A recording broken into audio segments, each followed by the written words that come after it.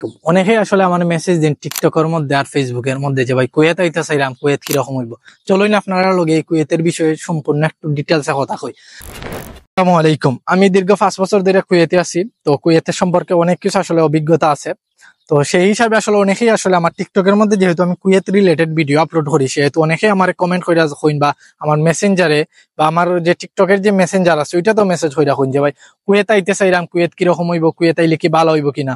তো আমি কই ভাই আপনার যদি কুয়েতের রিজিক থাকে আপনি কুয়েত আইন, ইনশাল্লাহ কুয়েত আপনার লাই ভালো হইব। কুয়েত যে খারাপ হইব আমি এটা কইব না, কারণ সবারই রিজিক আছে, যার যেখানে রিজিক আছে সেখানে আইলে অবশ্যই ইনকাম করতে পারবা।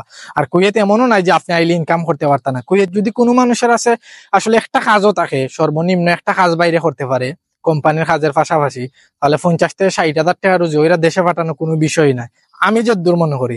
কারণ কুয়েতের মধ্যে 100 দিনার রুজি করতে পারলে 40,000 45,000 টাকার উপরে হয়ে যায়। তো সেই জায়গাতে 100 দিনার যারা বাইরে কাজ কামড়ে 100 দিনার রুজি করা কোনো বিষয় না। হ্যাঁ, আপনি নতুন আসলে হয়তো বা পারতা নাই, নতুন আসলে আপনার লাগে 100 টাকা রুজি করা অনেক কষ্টকর। তো আপনি যদি কুয়েত আইতে চাই নিশ্চিন্তে আসুন, ইনশাল্লাহ আপনার লাগে 12 কিছু অপেক্ষা করে।